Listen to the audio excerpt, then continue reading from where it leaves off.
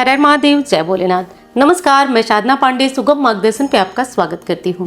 दोस्तों, हरितालिका तीज को लेकर इस बार भ्रम की स्थिति इसलिए है क्योंकि हरितालिका तीज जो है वो 2 दिनों में पड़ रही है, 13 और 14 तारीख। तो पहले तो वो जानेंगे कि 13 और 14 में कब आपको व्रत करना है। दूसरी चीज़ कि बहुत सारे सवाल हैं हरितालिका तीज से लेकर जुड़ा हुआ कि नया जो कोई व्रत करना चाहता है वो कर सकता है, यानी गर्भवती महिलाएं हैं, पीरियड्स में हैं तो क्या कर सकते हैं, नए व्रत को शुरू करने से पहले क्या क्या नियम आपको पालन करना चाहिए, सारी विशेष बातें आज की वीडियो में। अब देखिए, सबसे पहले तो जान लेते हैं कि कब व्रत करना है।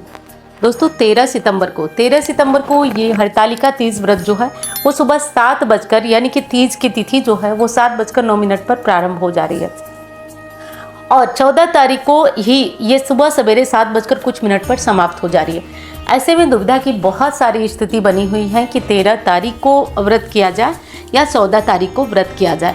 व्रत किस दिन करना उत्तम होगा? तो देखिए दोस्तों, उदया तिथि को मानिए तो आपको 14 तारीख सोमवार के दिन ही व्रत करना उत्तम होगा, 14 तारीख सोमवार को। तो ये ध्यान रखिएगा। पहली बार यदि व्रत कर रही हैं तो 2-3 जो छोटे छोटे नियम होता है वो हर घर में पालन होना चाहिए, तो इन्हें आप ज़रूर पालन करिए। अब देखिए, एक दिन पहले नहाय खाए होता है क्योंकि तीज का बड़ा व्रत है, निर्जल किया जाता है, तो एक दिन पहले आपको नहाय खाए करना जरूरी है। नहाय खाए में क्या होता है कि एक दिन पहले रविवार है, तो रविवार को तो कोई बाल धोने में दिक्कत है नहीं। आप सवेरे उठेंगी, अपना बाल वगैरह धो के अच्छे से तैयार हो जाइए, नाखून काट लीजिए, नाखून वगैरह कलर कर लीजिए, ये सब काम कर लीजिए आप एक दिन पहले। जो भी आपके अपने सजने धजने के सामान हैं वो सब निकाल करके रख लीजिए और ये सब आप कर लीजिए। और हाँ, एक बार फिर बता दूँ, दुविधा मत पालिए, ये 14 तारीख को ही बढ़िया सी आपकी हरितालिका तीज है, इसी दिन आप व्रत करें क्योंकि उदया तिथि के अनुसार अगर देखें तो 14 तारीख को ही है और इसी के इस पंचांग वाराणसी के अनुसार भी बता रही हूँ कि 13 तारीख को व्रत नहीं किया जाएगा, 14 तारीख को ही तृतीया तिथि मानी जाएगी और इसी दिन व्रत किया जाएगा। अब बात करते हैं कि और क्या चीज़ें करना है आपको। तो देखिए, एक दिन पहले तो नहीं, हमारे लिए तो ये व्रत बहुत बड़ा होता है, तो हम तो बहुत पहले से ही तैयारी करते हैं। हम सभी तैयारी बहुत पहले से करते हैं, क्या पहनना है, कैसे करना है, क्या करना है, तो सारी चीज़ें हम पहले से ही तैयार करते हैं। अब देखिए, सबकी स्थिति परिस्थिति एक जैसी नहीं होती है। चाहे आप ले लीजिए हम लोग की मम्मी के टाइम में, वो लोग हर व्रत में नया साड़ी बिल्कुल नहीं पहनते थे। वो लोग अपना छठ पूजा में ही एक नई साड़ी, मैं अपनी मम्मी की भी बात कर रही हूँ, वो तीज में, हरितालिका तीज में कोई शादी विवाह या इस तरह से कोई ठीक ठाक उनको साड़ी लगती थी तो वो वही पहन लेती थी, चाहे दिवाली हो गया चाहे हरितालिका तीज। ऐसा अब का समय जो है वो ज़्यादा लोग कपड़े खरीद रहे हैं तो हर चीज़ पे नया कोरा, लेकिन ऐसा कोई नियम नहीं है, समझिएगा बात को। अब बात आती है कि जो पहली बार करना चाहते हैं उनको क्या व्रत है, क्या नियम है। तो देखिए, इस बार जो है पुरुषोत्तम मास लगा था, लेकिन ये हर जगह की मान्यता नहीं है, ठीक है।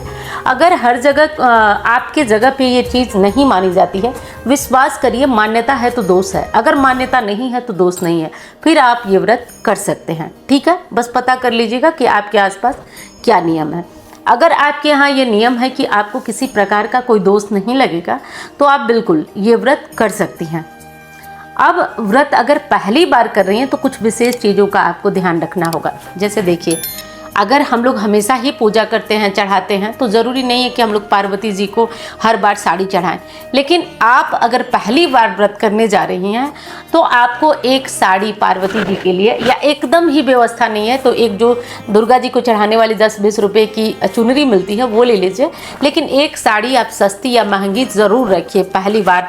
और माता पार्वती से प्रार्थना करिए कि जब तक जीऊँ मरूँ सुहागन ही मरूँ। तो इस बार जो है आप हर बार के व्रत में कम ज़्यादा जो भी चीज़ें हो सकती हैं ले लीजिए, लेकिन इस बार के व्रत में आप पहली बार कर रही हैं तो एक अच्छी सी साड़ी रखें, लाल पीली हरी कुछ भी रख सकती हैं।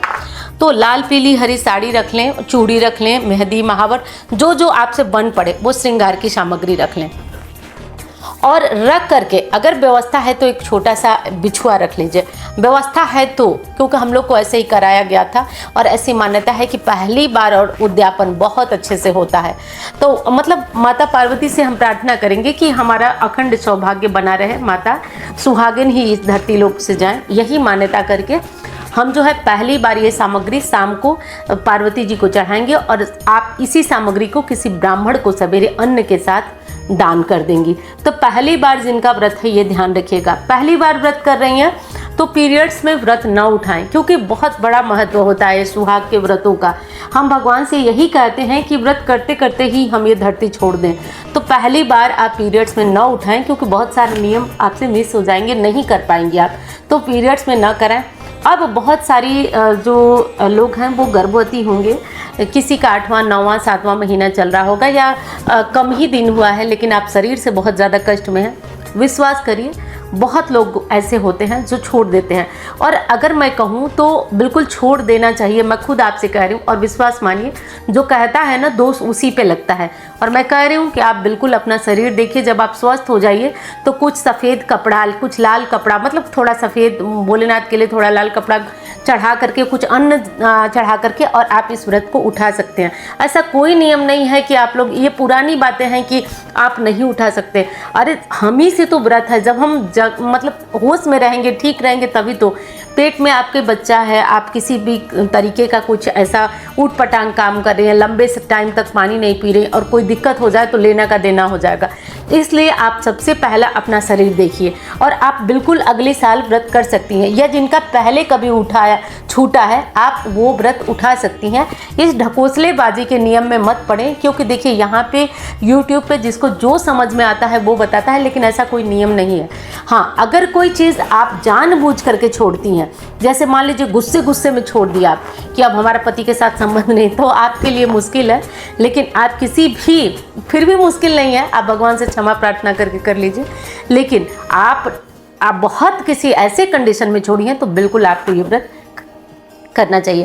पहली बार व्रत वालों को जो मैं चीज़ बताई हूँ आप लोग देख लीजिएगा। कल तो ऑनलाइन भी बहुत सारी साड़ियाँ जो कम रेंज में मिल जाती हैं, आप वो भी मंगा लें, और अगर व्यवस्था है तब तो आप हमारे पहनने जैसा या उससे भी अच्छी चीज़ें हमें देना चाहिए, दान करना चाहिए, ध्यान रखिएगा।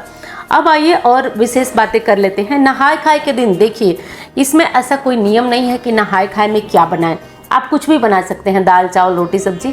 थोड़ा ऑयल वगैरह कम खाने की कोशिश करिएगा आज, क्योंकि शरीर जो है वो बहुत ज़्यादा दिक्कत में आ जाएगा, क्योंकि बहुत बड़ा व्रत है, तो ये ध्यान रखिएगा। अब आइए बात करते हैं सरगी का। अब आप लोगों से हाथ जोड़कर यही प्रार्थना है कि किसी नियम के बंधन में मत पड़िएगा। सरगी आप 3 बजे 2:30 बजे उठ के और 3:30 बजे तक आप बिल्कुल ब्रश करके, नहाना कोई ज़रूरी नहीं है, उसके बाद आप नहा के अपना पूजा पाठ दैनिक जो काम है वो करिए। उठ के ब्रश करके आप जो है पानी चाय पी सकते हैं, अगर कोई फ्रूट खाना चाहे तो खा सकते हैं। ऐसा नहीं है कि ये खाने पीने के बाद अब आप पूजा करने लायक नहीं है, नहीं कर पाएंगी पूजा। आप बिल्कुल ये सब खा पी लीजिए 3:30 बजे तक। उसके बाद आप फिर से चाहें तो ब्रश कर लीजिए, ब्रश करके आप अपना साफ सुथरा मतलब दांत कर लीजिए। उसके बाद अब आप क्या करिए, ब्रश करने के तुरंत बाद, ऐसा नहीं हो कि आपका व्रत चालू हो गया 4 बजे 5 बजे आप नहा रही हैं तब नहीं, जो आप फलाहार कर रही हैं उसके तुरंत बाद आप ब्रश कर लीजिए। और नहीं कर पा रही हैं तो दातून तो वैसे आपको करना ही करना है। उसके बाद क्या करना है कि अब आपको 4 बजे 5 बजे जो अपने घर की साफ़ सफाई जो भी करना है वो करिए। उसके बाद आप अपना जो घर का काम होता है निपटा लीजिए, और उसके बाद आप व्रत आपका प्रारंभ हो गया। देखिए सवेरे उठ के माता गौरी और पार्वती जी, और गौरी पार्वती जी एक ही होती है, मैं गलती से बोल दी, माता गौरी और भोलेनाथ के सामने आप प्रार्थना करिए कि हे प्रभु मेरा व्रत निर्विघ्न पूर्ण हो और मुझ पर कृपा करें। उसके बाद शाम की विधि तो मैं आगे आने वाली किसी वीडियो में बताऊंगी, अभी टाइम बहुत ज़्यादा था और बहुत सारे लोगों का था कि दीदी हम पहली बार करना चाहते हैं, कुछ बताइए, हमें भी तैयारी करना है। और एक बहन का ये भी था कि आप तैयारी कर रही हैं या नहीं, तो बिल्कुल मेरी तैयारियां तो हो ही चुकी हैं। साड़ी पहले से ही थी तो ब्लाउज़ वगैरह बन गया है, इवन 2-3 साड़ियाँ हैं तो उसी में कोई पहन लूँगी, कोई दिक्कत नहीं है। तो यही चीज़ है। और दूसरी चीज़ ध्यान रखिएगा आप लोग कि जैसे व्रत आपका चालू हो गया, पूरे दिन व्रत करिएगा, पूजा की विधि वगैरह आगे आने वाली वीडियो में आप जानेंगे, अभी टाइम ज़्यादा है। उसके बाद देखिए इसमें पानी नहीं पिया जाता है, ध्यान रखिएगा।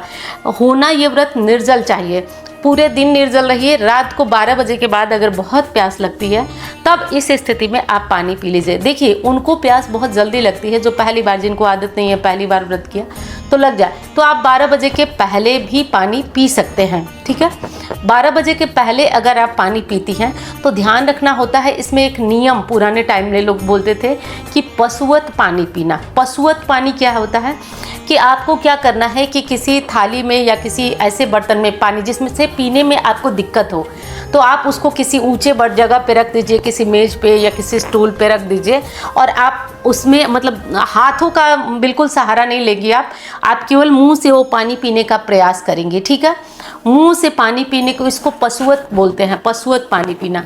तो अगर आपसे बिल्कुल नहीं रहा जाता है, किसी प्रकार की शरीर से कमजोरी है, तो आप इस प्रकार पानी पी लेंगे तो आपको दोष नहीं लगेगा।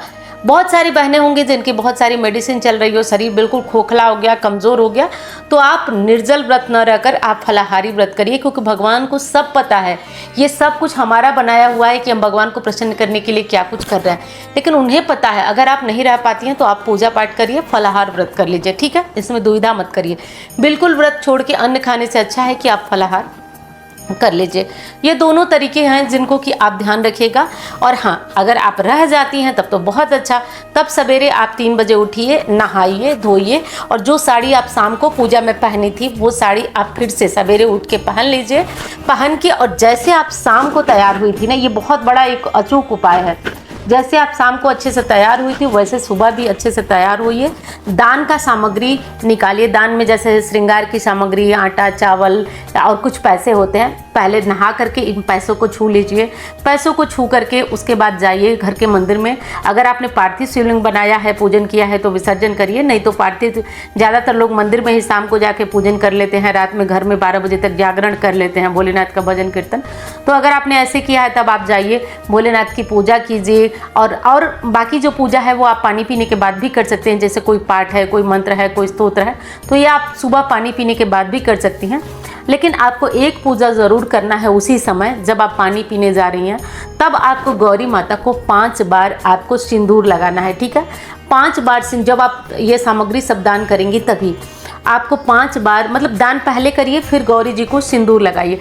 5 बार सिंदूर लगा के अब वही समय है जब आप प्रार्थना करिए कि हे गौरी माँ अखंड सौभाग्य दीजिए। देखिए हमारे हाथ में कुछ नहीं है, हम बस माता से प्रार्थना करेंगे, हमारा कर्म हमारे साथ है। ठीक है, विश्वास रखिएगा। और एक प्रार्थना है आपसे, वीडियो पसंद आ रही है तो लाइक करिएगा, चैनल को आपने सब्सक्राइब नहीं किया तो ज़रूर कर लीजिएगा। अब देखिए यहाँ पे हम क्या करेंगे कि 5 बार सिंदूर लगाकर वही गौरी माता से, वही जो हाथ में लगा हुआ सिंदूर है उसी सिंदूर को हम अपनी मांग में भरेंगे और गौरी माता से प्रार्थना करेंगे कि हे माँ अखंड सौभाग्य दो। उसके बाद आप जाइए, एक काम है जिसे करिए, ज़रूर करिए आप लोग।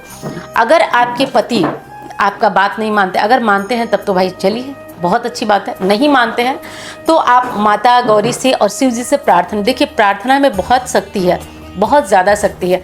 आप प्रार्थना करिए और हो सके तो आप अपने पति देव को जगाइए। देखिए वो अगर सोए हुए हैं तो सोए में किसी का पैर नहीं छुआ जाता है, उनको मतलब जगा के बैठा दीजिए वो अगर जगे तो। और जगाने का एक बहुत पुराना नियम है जो कि बहुत महत्वपूर्ण है, इससे धन भी बढ़ता है, बरकत भी होती है, पति पत्नी में स्नेह भी रहता है। कहा जाता है कि पति को आप पैर उनके चरण दबाकर, जैसे लक्ष्मी जी नारायण के सज संवर कर चरण दबाती थी, उसी भांति आपको चरण दबाना है, उनको जगाना है, फिर जगाकर उनको प्रणाम करना है। उसके बाद अब आपका व्रत कंप्लीट हुआ। अब आप जाएं पानी पिएं। पानी पीने के बाद अब आप जाइए, जो घर का छूटा हुआ पूजन है, दहलीज पूजन है, अगर आपसे हो जाए तो ये सब करके आप पानी पीजिए, नहीं होता है टेंशन ना लीजिए, आप जाइए पानी पी लीजिए। उसके बाद दहलीज पूजन है, सूर्य देव को जल दे लीजिएगा, तभी आप ये सब करिएगा। उसके बाद तुलसी जी की पूजा है। उसके बाद मतलब जिनके यहाँ ये नियम होगा कि हलवा पूड़ी वगैरह खा करके व्रत करना है, व्रत खोलना है, तब तो आपको पहले ही पूरी पूजा करना होगा क्योंकि अन्न खा लेंगे। लेकिन हमारे यहाँ का नियम है कि जो शाम को प्रसाद चढ़ा रहता है हरतालिका तीज में, अच्छा जो शाम का प्रसाद आप चढ़ाएंगी ना, वो प्रसाद आप उठा करके, जैसे मिठाई है, फल है, तो आप फ्रिज में रख सकती हैं, किसी को बांटना है तो बांट भी सकती हैं, लेकिन अपने लिए थोड़ा प्रसाद रख दीजिए। उसी मिठाई फल से हमारे यहाँ व्रत खोला जाता है। तो जो लोग अन्न खाते हैं वो पूजा पहले कर लें, और जो अन्न नहीं खाते हैं वो तो इस तरह से फल वगैरह मीठा खा के, पानी पी के, और आप अपना बाकी का पूजा उसके बाद कर सकते हैं, ये ध्यान रखिएगा। इतना करना है। और दान आज कोशिश करिए कि आज के आज ही आप ब्राह्मण देव को दान कर दीजिए। ये दान ज़रूरतमंद को नहीं होता है, ब्राह्मण को होता है, तो कोशिश करें कि आज के आज कर दें। और अगर नहीं कर पा रहे हैं तो रख दीजिए, लेकिन दान की हुई सामग्री जितने दिन घर में रहती है ना, मतलब एक तरीके से दोष लगता है, इसलिए कोशिश करना चाहिए कि इसको समय के साथ ही ब्राह्मण देव के घर, या कोई लेने वाला आ रहा है तो बहुत अच्छा, आप उन्हें भिजवा दीजिए। ये सारे कार्य आप कर सकती हैं। अगर आप पहले से व्रत कर रही हैं और आप पीरियड्स में हैं तो इसमें घबराने की कोई बात नहीं है। आपको कुछ भी ऐसा नहीं करना है कि पति से पूजा, बच्चे से पूजा, बस हाथ जोड़ के भगवान से प्रार्थना करिए। आप मंदिर में दूर से, मंदिर के बाहर से जाके दर्शन कर सकती हैं, घर में बैठ के भजन कीर्तन चला करके भगवान का ध्यान कर सकती हैं, यूट्यूब पे कोई भजन कीर्तन करके आप ध्यान कर सकती हैं, तो कोई दिक्कत नहीं है। आप इस तरीके से करके आपको अपना व्रत कंप्लीट कर लेना है, सब कुछ याद रखिएगा। और हाँ, वीडियो अगर आपको पसंद आती है तो प्लीज़ लाइक करिएगा। मैंने प्रयास किया है कि आपकी कोई दुविधा, कोई डाउट्स, कोई परेशानी आपको न रहे इस व्रत को करने में।